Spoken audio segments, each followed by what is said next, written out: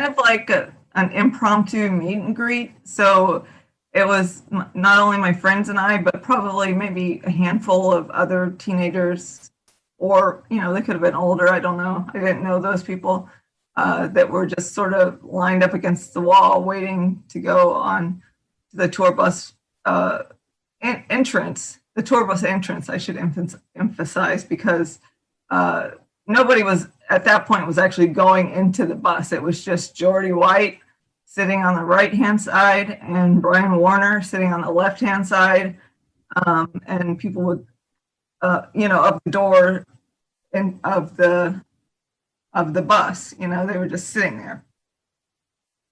And Wait, so she's saying that no one actually went into this bus, but that Jordy and Manson were sitting in the bus or at the entrance to the bus.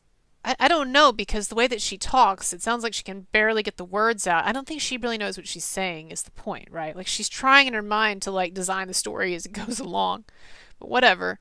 Yeah, the whole bus situation, whether we're inside or outside, it's clear as mud. Thanks, Bianca. the bus has little steps to come up, and so each person would go one by one.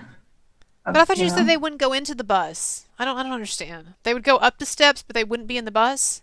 And how were Brian and Twiggy like sitting? Were they sitting on the steps, but they were sitting on each side? I don't know what the fuck's going on, but whatever. two men. Whew. And Yeah, like I said, everybody. my sentiment exactly. What? It's hard keeping those lies straight. Yeah, I know. So the lawsuit says after the show, a group of about 20 young fans gathered outside the venue in front of Defendant Warner's tour bus in the hopes to see Defendant Warner is Manson, and his band. Fans waited in line for autographs. Plaintiff, now listen to this because it's going to be contradicted in the podcast. Plaintiff and three other underage female fans waited to meet Defendant Warner and other band members. Defendant Warner was looking at the girls and began talking to them. Defendant Warner took plaintiff and one of the other young girls onto the tour bus.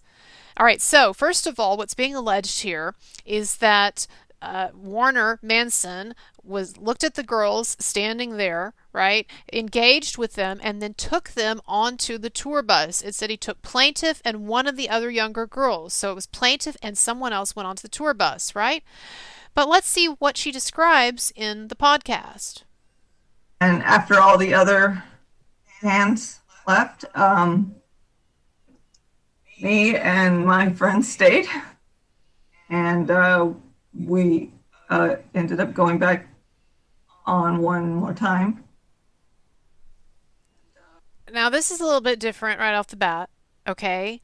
And because in the lawsuit, it said that Manson was outside, he was eyeing the girls, and he picked out a couple and asked them to go back with him.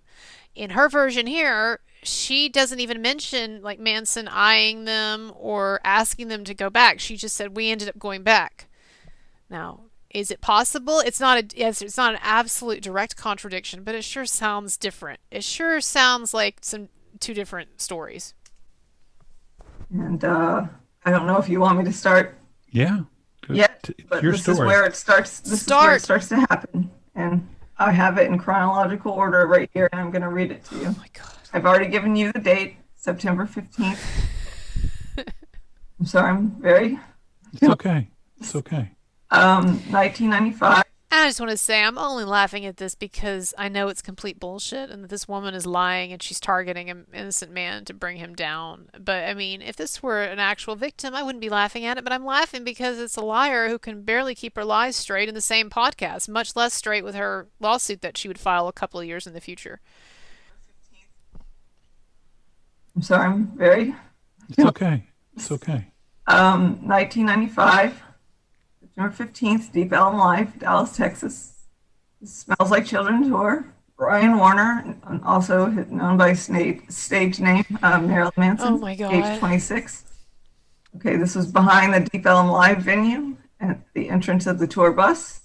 And Bianca Evans, which is my maiden name at Oh the my time, god. I She's like reading it like it's some kind of a formal statement. Like, do you have a notary there to sign off it? What the hell? I, Bianca Evans, which is my maiden name at the time, uh, I had just turned 16. This was 11 days after. And as I state in my statement, let me see here. I told you where they were sitting. They were both seemed very intoxicated. And even at that age, I knew what, drunk was. Yeah. But I'm assuming now at this point, they were probably also using cocaine, but I cannot say that for a fact. But they were intoxicated. She's talking about Manson and Jordy White especially was intoxicated. So I walked in again. This is the second time I come up. Now, and again, this is a contradiction, right? Because in the lawsuit, it states that defendant Warner was looking at these girls, began talking to them while they were standing in line, took plaintiff and one of the other girls onto the tour bus, and then it said, the lawsuit says, defendant Warner questioned the minors, including the plaintiff, specifically asking what each of their ages were, what grades in school they were in, and where their parents were at the time. Defendant Warner then asked both children, okay, they're not exactly children, huh? I hate that game, for their home addresses and phone numbers, jotting them down, suggesting that he would send them both promotional material from his fan club. Right? But she doesn't describe any of this. There's no lead up. All she says in the podcast, in the interview, right, is that she and her friend made it onto the bus, ended up going back to the bus. There's no mention of having a conversation with Manson or Manson selecting them and bringing them back on the bus. And then there's no mention in her podcast of him asking their ages or questioning them about this stuff or getting their names and addresses and writing them down. All of that stuff is in the lawsuit, and none of it is in this 1.5 hour extensive interview that she gave on the topic. Very strange. All right. Now, the lawsuit continues. It says, while on the tour bus, defendant Warner performed various acts of criminal sexual conduct upon the plaintiff, who was a virgin at the time, including but not limited to forced copulation and vaginal penetration. It says one of the band members watched defendant Warner sexually assault plaintiff. Plaintiff was in pain, scared, upset, humiliated, and confused. After he was done, defendant Warner laughed at her. Plaintiff is informed and thereon alleges that all of the sexually abusive and harassing conduct alleged herein was done to satisfy defendant's desires. Then it says, then defendant Warner demanded plaintiff to, quote, get the fuck off of my bus, and threatened the plaintiff that if she told anyone, he would kill her and her family. It says when the plaintiff left the bus, defendant Warner's tour manager was there and gave plaintiff a piece of paper with the private 1-800 number for defendant Warner's band so she could stay in touch with the band and come to more shows. It says the plaintiff took the paper, rushed off the bus, convinced she must keep her mouth shut or defendant Warner would kill her and her family. Now guess what I'm about to tell you? Absolutely none of this is discussed in her podcast interview. None of it. Do you want to hear what she alleged in her interview 2 years ago?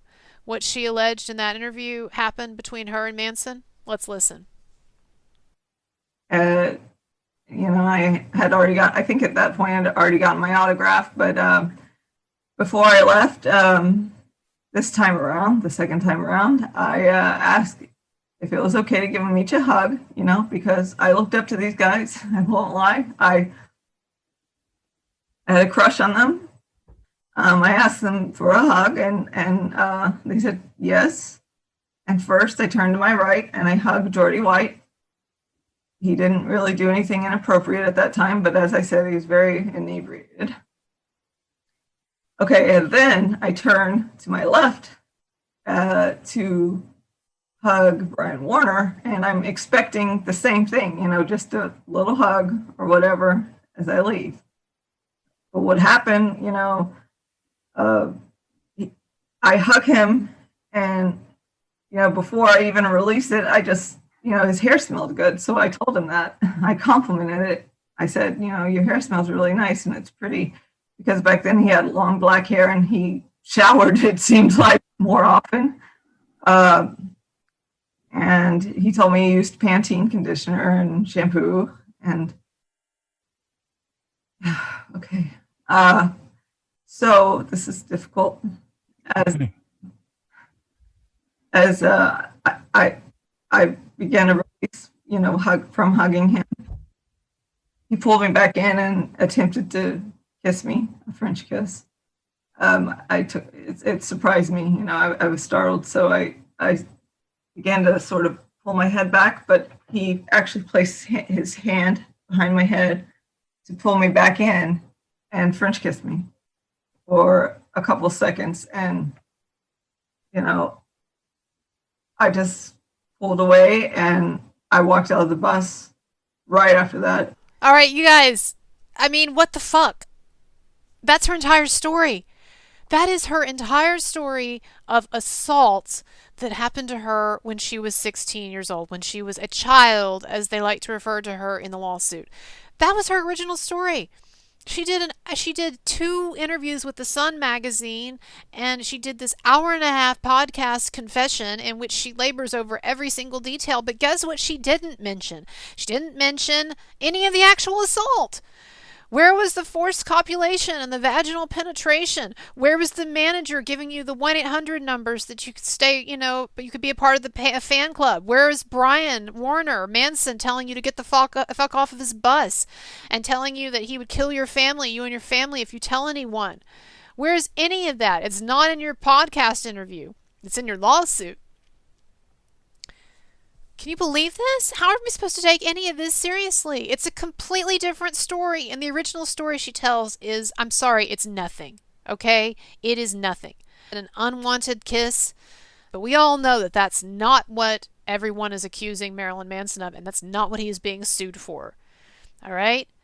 And frankly, I don't even believe that he kissed her forcefully. I don't even believe that he forced a kiss on her. Because that's not what I've been told about him. And I've interviewed a bunch of people who've known him and went on tour with him and dated him and all of that. He was just not into forcing himself on women in any way.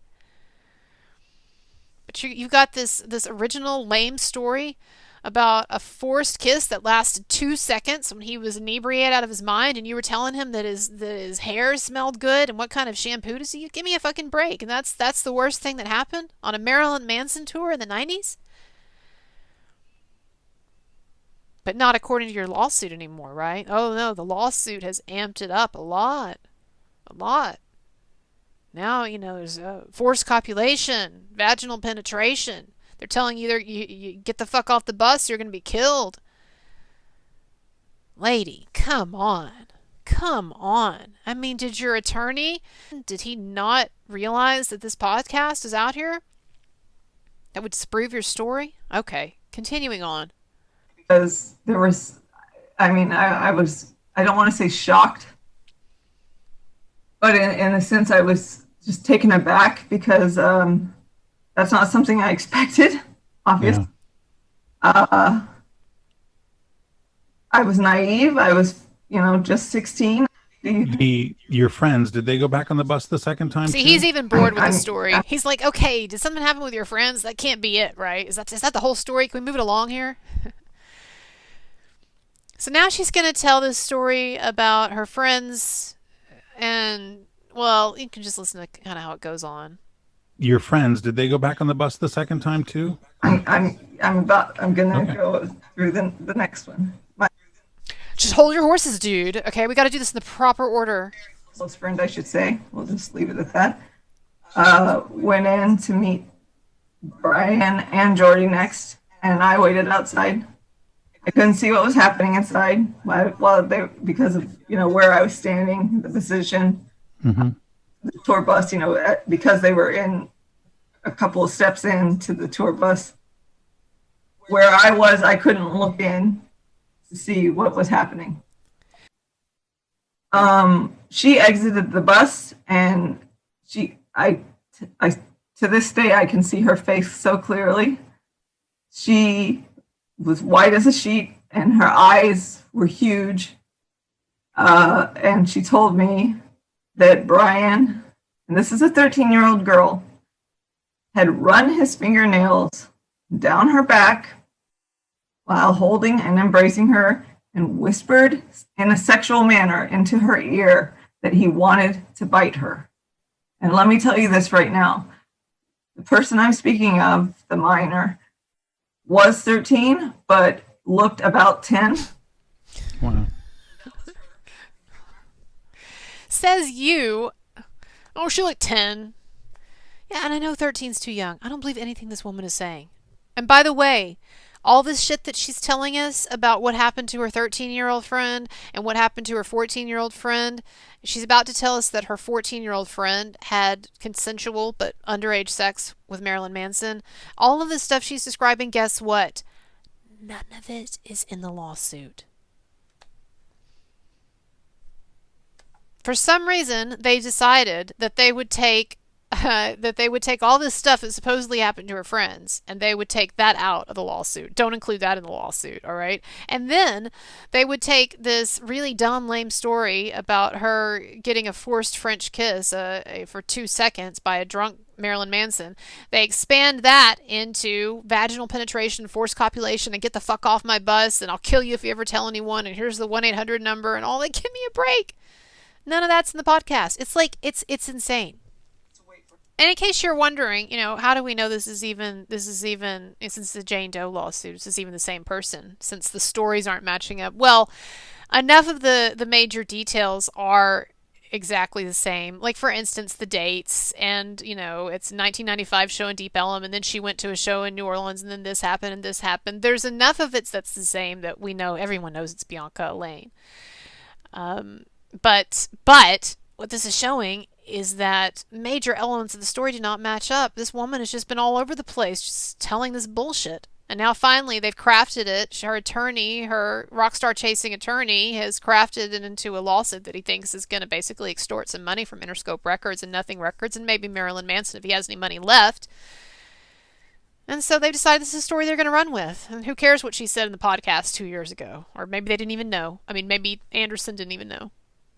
So I'm going to skip through this just because, none of it's in the lawsuit, but she tells this story about how her friend had underage sex with Marilyn Manson, consensual sex, but underage sex and everything. But none of this is in the lawsuit, and so there's not even any point in going over it. Okay, so moving on. If you think about a 14-year-old, your friend Nicole, do you know if she ever told him how old she was? He never ID'd or checked or asked any of us our age, but we looked like little girls. But then in the lawsuit, okay, they just told us, remember, that Marilyn Manson went around asking how old they were. Okay, so